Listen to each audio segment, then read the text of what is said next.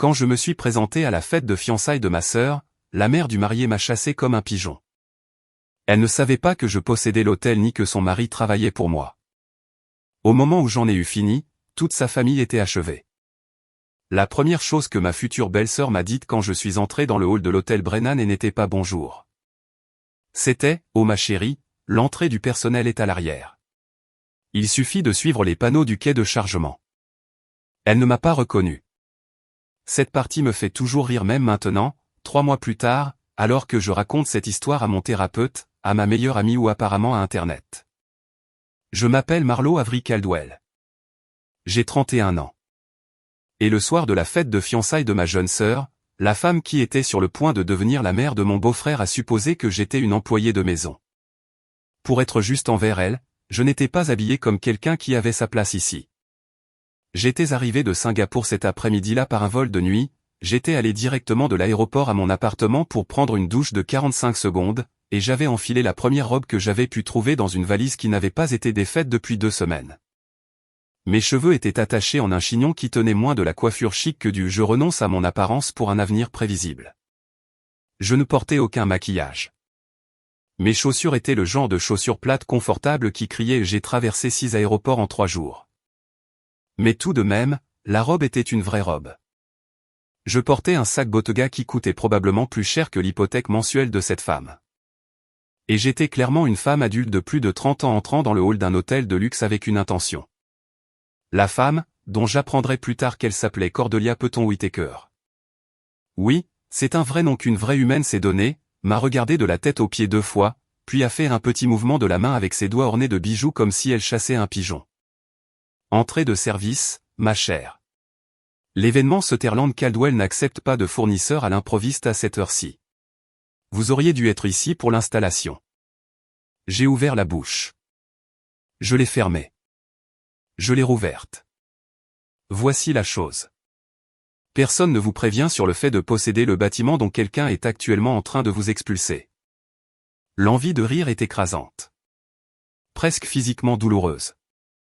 Au point de risquer de se fêler une côte en essayant de se retenir. Parce que l'hôtel Brennan est, celui dans lequel nous nous tenions avec les sols en marbre et la stupide fontaine à champagne que j'avais personnellement approuvée lors de la rénovation il y a 7 ans, cet hôtel était la 3e propriété que j'avais jamais achetée. J'en possédais 47% en pleine propriété et détenais la majorité des actions avec droit de vote pour mon entreprise. L'événement Sutherland Caldwell auquel elle faisait référence se tenait dans la salle de bal Magnolia, que j'avais nommée d'après ma grand-mère. La grand-mère qui m'a laissé le capital de départ qui a tout déclenché. Mais Cordelia ne le savait pas. Ma sœur ne lui avait rien dit. Ma sœur n'avait pas dit grand-chose de moi à sa future belle famille, comme j'allais bientôt l'apprendre, si ce n'est que je travaillais dans les affaires, que je voyageais beaucoup pour le travail et que j'étais un peu la personne bizarre de la famille. Alors, au lieu de la corriger, j'ai souri. J'ai souri de la façon dont je souris lors des réunions du conseil d'administration quand quelqu'un qui a obtenu son poste grâce à son père essaie de m'expliquer avec condescendance mon propre bilan financier. Bien sûr, ai-je dit. C'est mon erreur. Et je me suis retourné pour sortir. Je veux que vous compreniez ce que je ressentais à ce moment-là. Parce que si vous avez déjà été la déception de la famille, celle dont personne ne sait trop quoi faire, celle qui se pointe au fait et se fait demander « Et qu'est-ce que tu fais dans la vie déjà, ma chérie ?» par la même tante pour la 8e année consécutive, vous comprendrez. Il y a une partie de vous qui est furieuse, d'une fureur blanche et brûlante. Et il y a une autre partie qui est presque soulagée parce qu'enfin, quelqu'un va apprendre la leçon. J'ai contourné le bâtiment, passé le stand du voiturier, où Rodrigo, qui travaille là depuis la rénovation, a fait un double mouvement comique de surprise et a commencé à prononcer mon nom. J'ai mis un doigt sur mes lèvres. Il a fermé la bouche et a fait semblant d'inspecter une Mercedes. À l'arrière, le quai de chargement était exactement là où Cordelia avait dit qu'il serait. Il y avait un jeune dans un polo de sécurité debout près de la porte, peut-être 22 ans, ayant l'air très sérieux avec un presse-papier. Il a levé les yeux à mon approche. Nom du fournisseur. J'ai failli le dire. J'ai failli dire Marlo Caldwell et regarder son visage prendre cette expression que font les visages quand ils réalisent qu'ils ont commis une terrible erreur. Mais quelque chose m'a arrêté. Une petite voix à l'arrière de mon cerveau qui a chuchoté, pas encore. Laisse mijoter. Personnel supplémentaire pour le traiteur, ai-je dit. Ajout de dernière minute. Il a froncé les sourcils en regardant son presse-papier. Je n'ai pas d'ajout de dernière minute. Oui, je sais. Cordelia vient de m'envoyer. Elle a dit que la cuisine avait besoin d'une paire de mains supplémentaires. Son visage a pris une expression compliquée. Il n'aimait clairement pas Cordelia. Personne ayant passé plus de 4 minutes avec Cordelia n'aimait Cordelia. Mais il ne voulait pas non plus être le gars qui refusait le personnel qu'elle envoyait. Il a soupiré. Passez les portes, descendez le couloir, les cuisines sont sur votre gauche, les salles de bal 2 étages plus haut. Ne prenez pas les ascenseurs des clients. Je n'y songerai même pas. La cuisine du Brennan est, je le dis sans parti pris, l'une des cuisines commerciales les mieux conçues de la côte est. Je le sais parce que je l'ai conçue, ou plus précisément, j'ai embauché la femme qui l'a conçue et j'ai signé chaque chèque. Le chef cuisinier, un homme nommé Austin Beaumont, que j'avais personnellement débauché d'un restaurant étoilé Michelin à Lyon, se tenait au milieu du chaos, criant sur quelqu'un à propos de micro-pouces. Il m'a vu. Ses yeux se sont écarquillés pendant exactement 1 seconde. Puis, Dieu le bénisse, son visage est devenu parfaitement neutre. Vous, a-t-il dit en me pointant avec une cuillère en bois. Tablier. Tout de suite. Nous avons besoin de quelqu'un à la chaîne des canapés. J'ai souri de toutes mes dents. J'ai pris le tablier. Je l'ai noué. Pendant les 2 heures suivantes, je me suis tenu au comptoir en acier inoxydable et j'ai assemblé des canapés au saumon fumé tout en écoutant le personnel de cuisine cancaner sur la fête de mariage à l'étage. La mariée, ma sœur Sienna, avait apparemment changé le menu 9 fois. 9. Le changement le plus récent était survenu 30 minutes avant le service lorsqu'elle avait décidé que la bisque de homard était trop beige et avait exigé qu'elle soit remplacée par quelque chose avec plus de drame visuel. Austin lui avait servi une soupe de betterave rôtie avec de la crème fraîche et une seule fleur comestible et avait menacé de démissionner si elle la changeait encore. Le marié, mon futur beau-frère, un homme nommé Whittaker Peton Whittaker III, parce que bien sûr, était apparemment assez gentil, mais inutile. Il avait passé la majeure partie de l'heure du cocktail à expliquer à la barmaid pourquoi le old-fashion n'était pas préparé correctement. La barmaid, une femme nommée Emani, que j'avais embauchée pour sa capacité à faire en sorte que même les clients les plus insupportables se sentent valorisés, lui aurait répondu en lui préparant un Shirley Temple à la place et en l'appelant champion. Et puis il y avait Cordelia. Cordelia, la mère du marié. Cordelia, qui avait apparemment passé tout l'après-midi à superviser les préparatifs, ce qui consistait principalement à se tenir dans la salle de bal avec un verre de Prosecco et à dire à l'équipe florale que les centres de table devaient être 10% plus en cascade. Mais il y avait autre chose, quelque chose de plus silencieux. Les cuisiniers à la chaîne ne savaient pas que j'étais apparenté à la mariée, évidemment, mais ils savaient que j'étais nouvelle et supposaient que j'étais une intérimaire. Alors ils parlaient librement et ce qu'ils disaient était ceci. Cordelia avait passé des appels téléphoniques tout l'après-midi. Des appels téléphoniques chuchotés depuis le coin de la cuisine de préparation, qui est juste à côté de l'alcôve où se trouve la salle de repos du personnel. Une fille nommée Penny, qui était en pause et mangeait un morceau de pain, s'est penchée vers moi et a dit, elle prépare quelque chose. Je ne sais pas quoi, mais elle n'arrête pas de dire des choses comme la chronologie et quand le toast aura lieu et assurez-vous qu'il le voit. Je n'aime pas ça. Qui appelle-t-elle, ai-je demandé. Impossible de le dire, mais elle a dit Philippe quelquefois. Et une fois, elle a dit, assurez-vous juste que ce soit assez fort pour que tout le monde l'entende. J'ai décortiqué une autre crevette. J'ai pensé à ma petite sœur à l'étage. Ma petite sœur, à qui j'avais prêté 260 000 $ il y a 3 ans pour démarrer son entreprise de design d'intérieur, qui m'en avait remboursé exactement 40 000, qui m'avait ensuite demandé il y a 6 mois 100 000 $ supplémentaires pour un changement de marque et une expansion. Qui avait promis avec des larmes dans les yeux que c'était l'année où tout allait changer.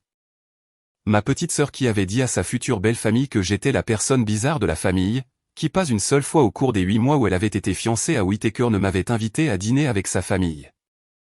Qui m'avait dit que la fête de fiançailles n'était pas vraiment un gros événement et que je n'avais pas besoin de prendre l'avion pour rentrer, que c'était juste une chose décontractée. Une chose décontractée. La salle de bal Magnolia était réservée à 14 000 $ de l'heure. Les fleurs à elles seules coûtaient 30 000. Il y avait 240 invités sur la liste et Cordelia passait des appels téléphoniques à propos d'une chronologie. J'ai fini ma crevette. Je me suis essuyé les mains sur le tablier. Je l'ai enlevé, plié et tendu à un cuisinier qui passait. Merci, ai-je dit. Je vais faire un tour. Et, m'a interpellé Penny. N'es-tu pas censé être au canapé? Je viens d'être promu, ai-je dit. J'ai pris l'ascenseur de service. Pas jusqu'à la salle de bal. Plus haut. Le Brennan compte 32 étages. Les 3 derniers sont privés. L'étage 30 abrite les bureaux de l'entreprise, que j'utilise rarement parce que je préfère mon appartement en ville. L'étage 31 est une suite réservée aux cadres en visite. L'étage 32 est le mien. Mon appartement, mon bureau privé, mon dressing, qui contenait, entre autres choses, une robe bleu marine Carolina Herrera que j'avais fait tailler le printemps dernier et que je n'avais jamais portée. J'ai scanné mon empreinte digitale. Les portes se sont ouvertes. Je suis entré. Je veux vous dire que j'avais un plan à ce stade. Ce n'était pas vraiment le cas. Ce que j'avais, c'était de la rage, de la lucidité et un dressing rempli de vêtements qui m'allaient parfaitement. Et environ 90 minutes avant le toast dont le timing inquiétait encore Cordelia. J'ai appelé mon assistante. Elle s'appelle Jubilé. Elle a 24 ans, et d'une compétence terrifiante, et ne profitait pas de son samedi soir. Et, ai-je dit. J'ai besoin de 3 choses. Premièrement, affiche le flux de sécurité de la salle de bal Magnolia. Deuxièmement, découvre qui est Philippe. Cordelia Peton Whittaker, la mère du marié, a appelé un certain Philippe toute la journée, et je veux savoir de qui il s'agit et quelle est leur relation. Troisièmement, j'ai besoin que tu regardes nos avoirs et que tu me dises si nous possédons une entreprise qui est à Whittaker, Peton, ou son père, Wallace je crois, sur sa liste de paix. Il y a eu une pause. Vous êtes à la fête de fiançailles, a dit Jubilé. C'est le cas. Et vous me faites faire des recherches sur la belle famille. C'est le cas, un samedi. Jubilé. Je m'en occupe. Donnez-moi 30 minutes. Je suis allé au dressing. Je me suis changé. Je me suis maquillé à la coiffeuse de ma salle de bain, comme je le fais pour les réunions du conseil d'administration. Propre, professionnel, cher. Je me suis coiffé de la façon qui prend 10 minutes si on sait ce qu'on fait. J'ai mis les boucles d'oreilles en perles de ma grand-mère, celles qu'elle m'avait données avant de mourir. Celles que je porte toujours quand j'ai besoin de me sentir comme la personne qu'elle croyait que je pouvais devenir. Je me suis regardé dans le miroir. La femme qui me regardait n'était pas le désastre froissé par le décalage horaire que Cordelia avait réprimandé dans le hall 90 minutes plus tôt. La femme qui me regardait était la directrice générale du Caldwell Hospitality Group, propriétaire de 14 propriétés de luxe sur 3 continents, et la seule personne de sa famille à avoir jamais figuré sur une liste Forbes. Je mentirais si je disais que je n'ai pas un peu apprécié la transformation. Jubilé a rappelé à la minute 28. Philippe et Philippe Hargrove. Ils dirigent un journal à scandale appelé le Tatley Times. Ce sont surtout des potins mondains. Cordelia l'a déjà embauché, mais pour des articles élogieux, il y a une trace écrite des paiements. Ce soir, cependant, les choses semblent différentes. Il est inscrit comme invité sous un faux nom, et il amène un photographe. Quel est le plan? Je ne peux pas en être sûr, mais j'ai fouillé les réseaux sociaux des 3 derniers petits amis de Siena, et l'un d'eux, un gars nommé Holden Vasquez, publie des choses cryptiques depuis une semaine. Et il a posté une photo cet après-midi chez le voiturier du Brennanais. Il est là. Je pense que Cordelia l'a payé pour s'incruster à la fête et créer une scène que le photographe pourra capturer. L'histoire serait, une mariée surprise dans un triangle amoureux le soir de ses fiançailles. Ce genre de choses. Pourquoi Cordelia voudrait-elle humilier sa propre future belle-fille? C'était votre 3e question. Les Peton Whittaker sont fauchés. Quoi? Wallace Peton Whittaker II perd de l'argent depuis des années. Sa société d'investissement a perdu 3 clients majeurs au cours des 18 derniers mois. Il a hypothéqué le domaine familial 2 fois. Il leur reste peut-être 9 mois de marge de manœuvre au rythme de leurs dépenses actuelles. Les fiançailles avec votre sœur ne sont pas un mariage d'amour. C'est une intervention financière. Ils pensent que votre famille est riche. Ma famille n'est pas riche. Non, vous êtes riche. Votre famille est à l'aise. Votre père est un orthodontiste à la retraite. Donc Cordelia pense que les Caldwell sont une sorte de dynastie. Sienna leur a apparemment laissé croire cela, elle a mentionné votre nom pendant des mois sans expliquer qui vous êtes réellement.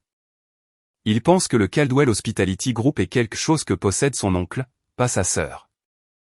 J'ai fermé les yeux et l'humiliation de ce soir m'a frappé. Si le mariage a lieu, ils obtiennent de l'argent.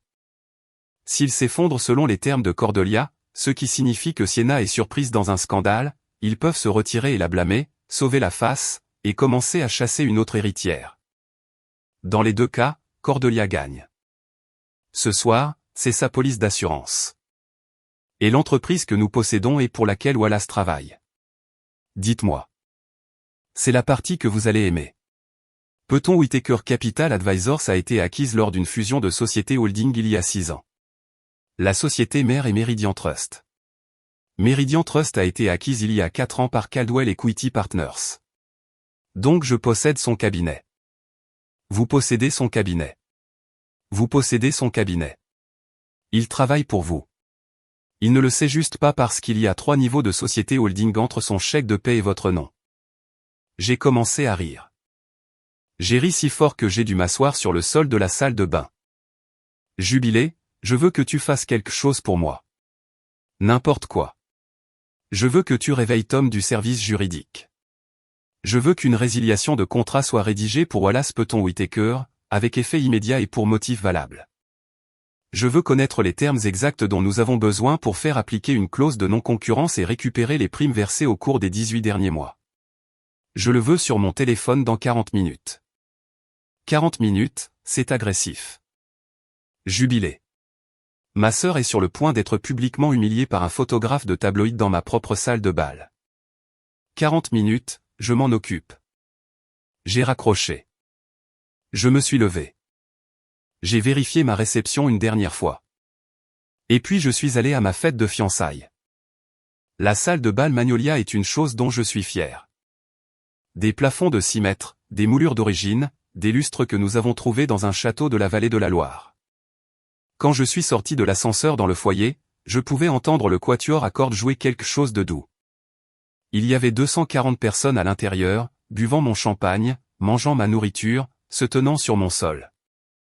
Le même agent de sécurité du quai de chargement était maintenant posté à l'entrée de la salle de bal.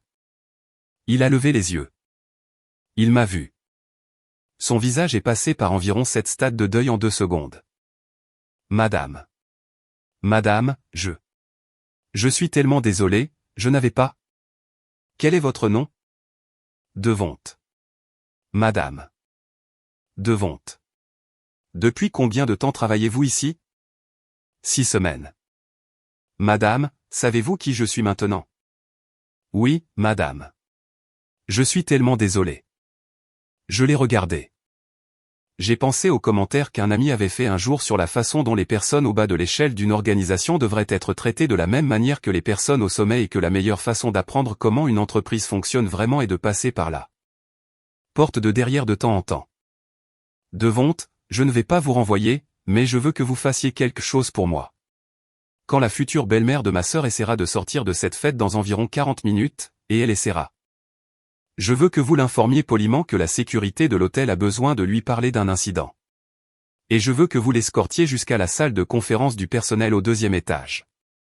Pas la salle de bal, pas le hall, la salle de conférence du personnel. Celle avec le mauvais éclairage fluorescent. Pouvez-vous faire cela? Oui, madame. Merci. Je suis entré dans la salle de bal. Il a fallu environ 11 secondes pour que quelqu'un me remarque.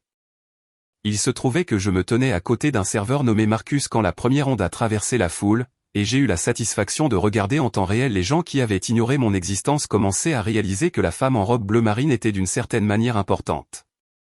Était d'une certaine manière familière, était d'une certaine manière. Oh mon Dieu, a dit une voix à mon coude. Marlowe. C'était ma sœur Sienna, portant une robe blanche qu'elle n'aurait absolument pas dû porter car c'était ses fiançailles, pas son mariage. Mais c'est une autre conversation. Son visage faisait quelque chose que je ne crois pas avoir jamais vu auparavant. De la surprise, superposée à de la confusion, superposée à une horreur lente et naissante. Salut, Sienna. Quand as-tu? Tu n'étais pas censé. Maman a dit que tu ne pourrais pas venir. Maman ne savait pas que je venais. Je voulais que ce soit une surprise. Tu es incroyable. Pourquoi es-tu si bien habillée?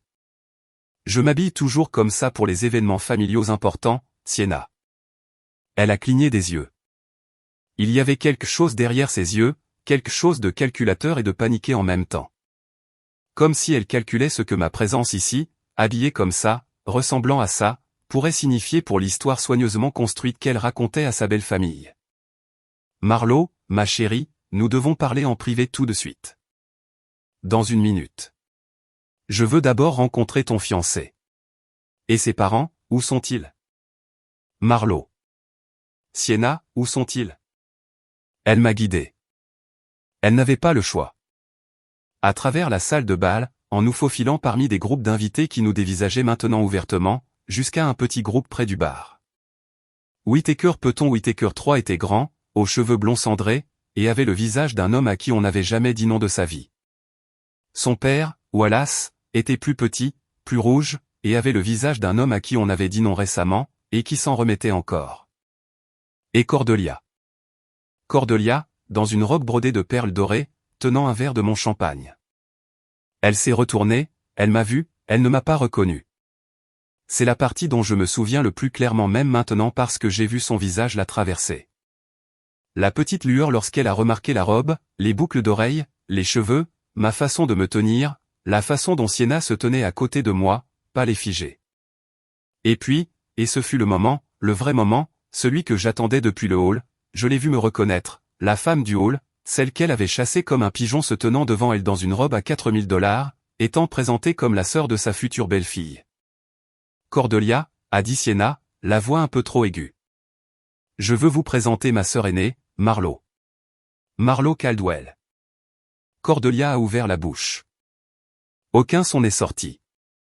Nous nous sommes en fait déjà rencontrés, ai-je dit brièvement.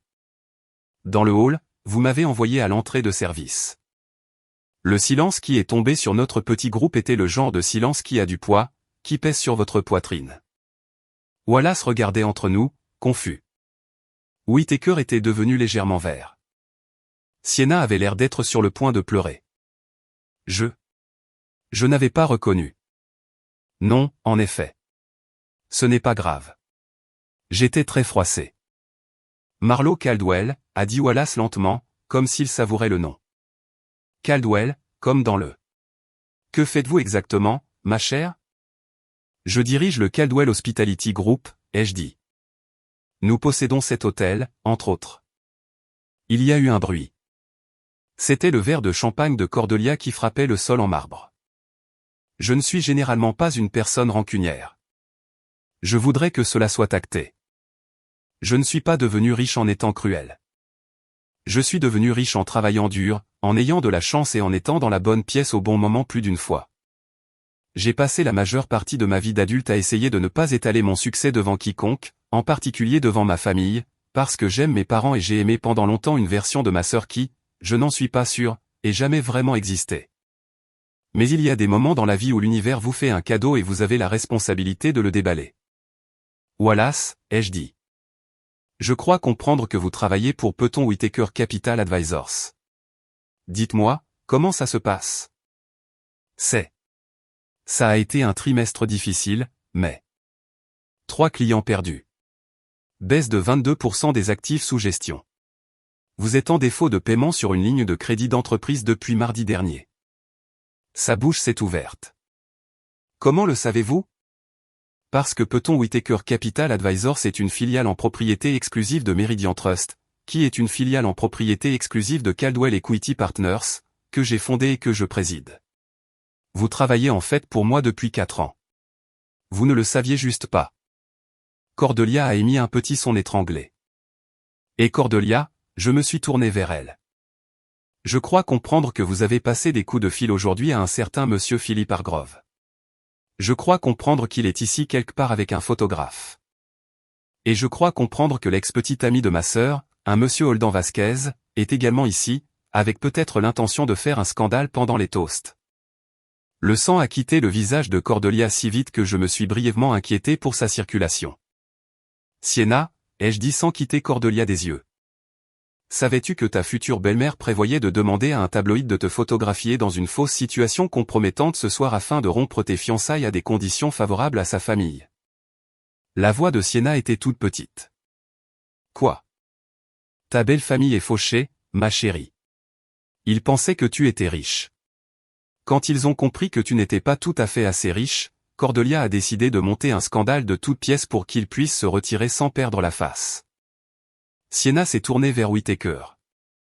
Le savais-tu? Maman, qu'est-ce qu'elle? Whittaker. Le savais-tu? Non. Non. Je le jure, Cordelia, ai-je dit. Saviez-vous que votre fils ne le savait pas? Cordelia ne pouvait pas parler. Cordelia était en fait en train de s'asseoir très lentement sur une chaise qui n'était pas là et a été rattrapée à mi-chemin de sa descente par un serveur qui passait. J'aurais pu m'arrêter là. J'aurais pu et j'aurais probablement dû laisser les conséquences naturelles suivre leur cours. Mais Jubilé m'avait envoyé un message 30 secondes auparavant et j'avais encore une carte à jouer et j'étais, je l'avoue, en train de m'amuser.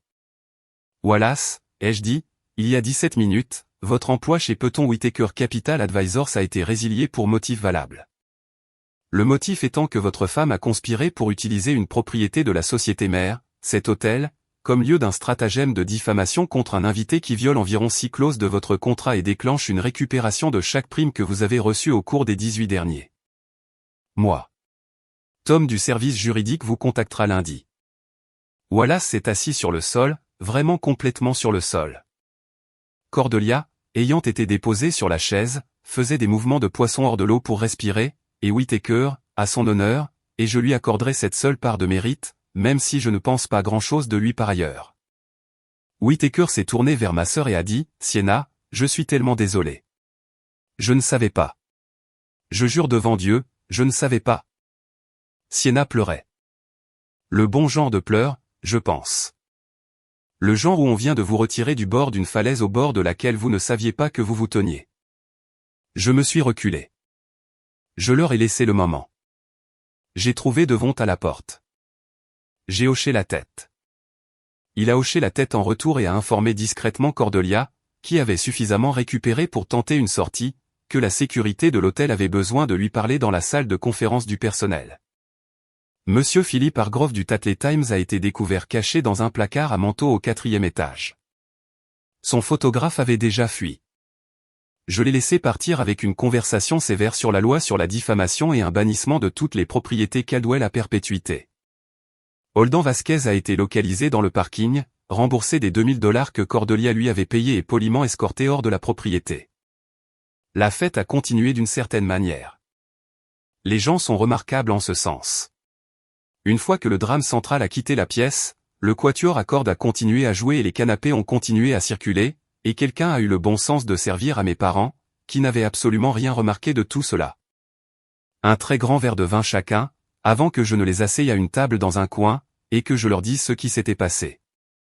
Ma mère a pleuré. Mon père est resté silencieux pendant un long moment, puis a dit, « Ma chérie, je suis désolé que nous n'ayons pas su. Je suis désolé que nous n'ayons jamais posé assez de questions sur ton travail. » Ce n'est pas grave, papa. Ça ne l'est pas pourtant. Je sais. Sienna et moi sommes restés éveillés cette nuit-là dans mon appartement au 32e étage jusqu'à presque 5 heures du matin. Nous n'avons pas tout réparé. On ne répare pas des années d'un type particulier de dynamique en une seule nuit. Mais nous avons commencé. Elle m'a dit qu'elle avait eu honte de moi pendant longtemps et ne comprenait pas tout à fait pourquoi. Et maintenant, elle comprenait, et elle en était désolée. Elle m'a dit qu'elle avait raconté au Peyton Whittaker une version de notre famille dont elle pensait qu'elle les impressionnerait et qu'ensuite elle n'avait pas su comment faire marche arrière. Elle m'a dit qu'elle ne savait même pas si elle voulait encore épouser Whittaker et je lui ai dit qu'elle n'avait pas à le décider ce soir-là. Elle m'a remboursé le reste du prêt dans les 6 mois. Elle a commencé à signer son propre nom sur ses contrats commerciaux au lieu du mien. Elle m'a appelé pour la première fois de notre vie d'adulte juste pour parler. Le mariage n'a pas eu lieu. Whittaker, à son petit mérite, a pris 6 mois pour réfléchir et a ensuite mis fin aux choses lui-même, citant avec justesse qu'il avait besoin de découvrir qui il était en dehors des plans de sa mère. Sienna l'a bien pris, mieux que je ne l'aurais fait. Cordelia a essayé de me poursuivre brièvement pour détresse émotionnelle, une affaire si frivole qu'elle a été rejetée en 14 jours. La récupération de la prime de Wallace a abouti. Le domaine familial a été saisi, et aux dernières nouvelles, il vivait dans un appartement en copropriété à Boca Raton qui appartenait à la sœur de Cordelia. Les restes de nourriture de la fête, les magnifiques canapés d'Austin, la soupe de betterave rôtie, le homard qui avait été réintroduit à plus petite échelle, ont été emballés et donnés à 3 refuges de la ville. Devont, l'agent de sécurité, a obtenu une petite augmentation et a été transféré à l'équipe de jour dans l'une de nos propriétés plus calmes où il est, au dire de tous, très épanoui. Et Penny, la cuisinière à la chaîne, qui m'avait chuchoté les appels téléphoniques de Cordelia. Je l'ai envoyée dans une école de cuisine. Elle a obtenu son diplôme le printemps dernier. Elle dirige maintenant sa propre cuisine dans un bistrot que je l'ai aidé à ouvrir à Brooklyn. Les gens me demandent parfois si je regrette la façon dont j'ai géré la situation, si c'était trop, si j'aurais dû simplement prendre Sienna à part en privé et la prévenir au sujet de Cordelia au lieu d'en faire un spectacle public. Et j'y pense, c'est vrai. Il existe une version de cette nuit-là qui est plus calme, plus petite, plus gentille. Il y a une version où je ne mets jamais la robe bleu marine et où Cordelia n'a jamais à tomber de sa chaise et où Wallace ne s'assoit jamais sur le sol. Mais il y a aussi une version où le photographe obtient le cliché, où le tabloïd publie l'histoire, où ma sœur, que j'aime, que j'ai toujours aimé même quand elle ne savait pas comment m'aimer en retour, descend l'allée dans 9 mois et se marie dans une famille qui la voit comme un chèque de paix. Je prendrai la robe bleu marine. Chaque fois que je pense à cette nuit-là, c'est plus que je ne voudrais l'admettre. Pas la partie dramatique. Pas Cordelia tombant de sa chaise ou Wallace se retrouvant sur le sol ou l'expression sur le visage de ma sœur quand elle a enfin compris ce qui a failli lui arriver. Ces moments s'estompent. Ce qui me reste, c'est quelque chose de plus silencieux. Et il m'a fallu des mois pour mettre des mots dessus. La vérité est que chaque choix que j'ai fait avant d'entrer dans ce hall est la raison pour laquelle j'avais des options une fois arrivé là-bas. J'avais travaillé pendant des années et des années. J'avais travaillé. Pendant que ma sœur et moi nous éloignions l'une de l'autre, pendant que mes parents posaient les mêmes questions polies sur mes voyages d'affaires, pendant que la famille élargie supposait discrètement que j'étais celle qui n'avait jamais trouvé sa voie dans la vie, je construisais quelque chose. Pas pour me venger, pas pour un moment comme cette nuit-là. Simplement parce que je croyais que le travail avait de l'importance et que de bien le faire, même quand personne ne regardait, c'était là tout l'enjeu. C'est la partie que personne ne voit. Les gens regardent la robe bleu marine et les participations de l'entreprise et le moment de la révélation et ils pensent que c'est une histoire d'argent. Ce n'est pas le cas. C'est une histoire sur ce qui se passe quand vous baissez la tête et faites ce qu'il faut pendant assez longtemps pour que l'univers vous donne enfin une chance d'être utile. Cordelia n'a pas perdu parce que j'étais riche. Elle a perdu parce qu'elle avait passé toute sa vie à prendre des raccourcis, à mentir à son propre fils et à traiter les gens en fonction de ce qu'elle pensait qu'ils pouvaient faire pour elle. Les calculs l'ont rattrapée. C'est toujours le cas. Et Sienna, ma petite sœur, qui a failli se marier dans un piège qu'elle ne pouvait pas voir. Elle n'avait rien fait de vraiment cruel. Elle avait juste été petite, embarrassée, essayant de plaire à des gens qui ne valaient pas la peine de l'être. Elle a eu une seconde chance parce que quelqu'un qui l'aimait prêtait attention. Et parce qu'elle était, sous tout ce bruit, toujours capable de grandir. Cette partie est importante. Les gens peuvent changer, mais seulement s'ils sont prêts à supporter l'inconfort de se voir clairement d'abord. Ce que j'ai appris au cours des mois qui ont suivi, c'est que la force n'est pas bruyante. Le moment le plus puissant de ma vie n'a pas été la révélation dans la salle de bal. Ce furent les 90 minutes que j'ai passées à décortiquer des crevettes dans la cuisine, à écouter, à regarder, à décider, à retenir ma colère, à laisser les autres me montrer qui ils étaient vraiment avant de décider ce que j'allais faire à ce sujet. Ce genre de retenue n'est pas passif. C'est la chose la plus difficile au monde. Si je pouvais vous dire quoi que ce soit de là où je me tiens maintenant, ce serait ceci. Construisez silencieusement. Travaillez quand personne n'applaudit. Traitez l'agent de sécurité et le cuisinier à la chaîne et la personne au quai de chargement de la même manière que vous traitez les gens dans les bureaux de direction, parce qu'un jour vous aurez besoin de savoir qui ils sont vraiment. Et les gens ne vous montrent la vérité que lorsqu'ils pensent que vous ne pouvez rien faire pour eux. C'est la leçon. C'est tout.